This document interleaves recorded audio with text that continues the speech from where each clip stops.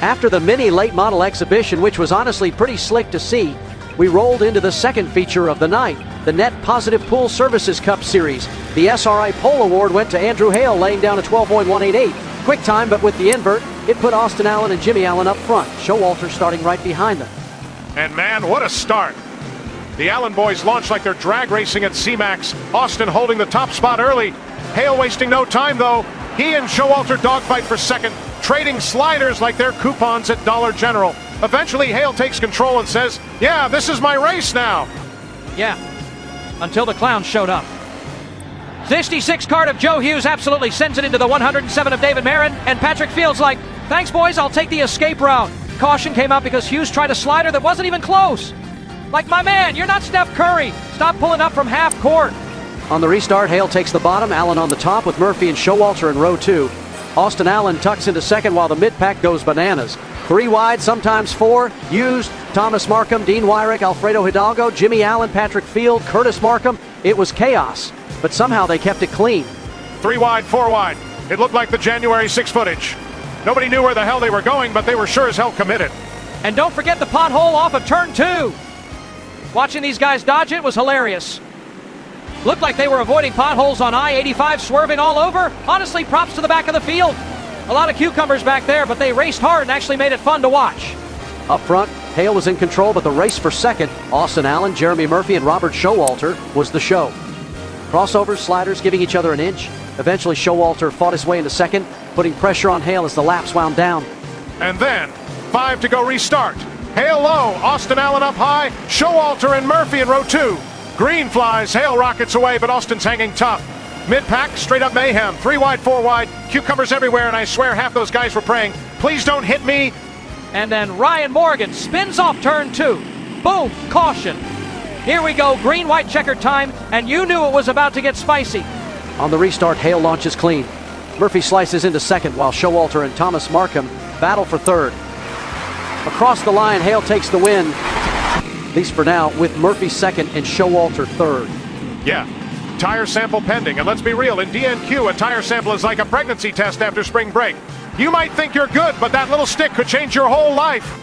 Exactly. Hale's got the trophy in hand, but if that tire doesn't pass, Murphy's taking selfies in victory lane. A hell of a race. And Steve Post was down there to grab the interviews with the top 3. Andrew joins us down here in victory lane. Congratulations. You've been running a limited schedule, but boy, that car was rolling. Grab yourself a Busch Light. You earned that one. Holy God, that was a great run. Man, part-time schedule, but how good was that car tonight? It was tremendous. That's the best piece I've ever had. We put this thing on the surface plate, pull-down rig. Anything you think of, we found it.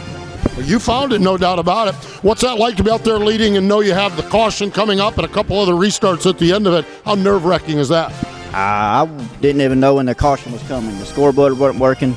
The 66 was squirrely, made me a little nervous, but I heard 5 to go. And the 5 to go, I've been beat more than I've won. But hey, to be leading and then win the 5 to go, it's amazing. Amazing, no doubt about it. An extra $200 from LRD Designs, too, and that sort of thing. So really, really cool stuff, that's for sure, as they pick up the win. Congratulations. Thank you, sir. There we go. That is the winner here. Second place is Jeremy. Though, came up second. What more did you need there at the end? I don't know if I had any much more for that thing. He was perfect all night. He's definitely the guy to beat. We were solid. Might have been able to do a little bit more pressure-wise to help make it roll a little bit more, but no, I'm happy with what we had. It was a great finish. Good race. Good, clean race for most of the night. So I'm sorry for, I can't think of the guy's name, drive 71C. I had Showalter pushing me, and I was pushing him, and next thing I know, we couldn't get off of him and turned him. But I feel bad for that. He's having a great run, but he's happy he can be. Happy as can be. Congratulations. Thank you, bud. There we go. I'll tell you what, looks like Hale just had that car rolling. Yeah, we tried a different set of tires. I think they were just slower than my other ones. So we'll be back with the other tires.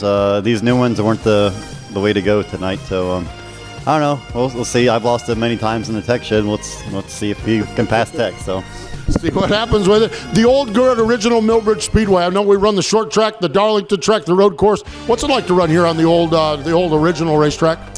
It's like speedway racing. It's kind of like at Atlanta and Daytona. So I like it. Just I like it better when I'm winning. So we'll figure it out. We'll get back to it. They will figure it out. That's Bobby Showalter. Has 2 wins on this course here. Picks up a 3rd place run here in the Net Positive Pool Services Cup Series tonight.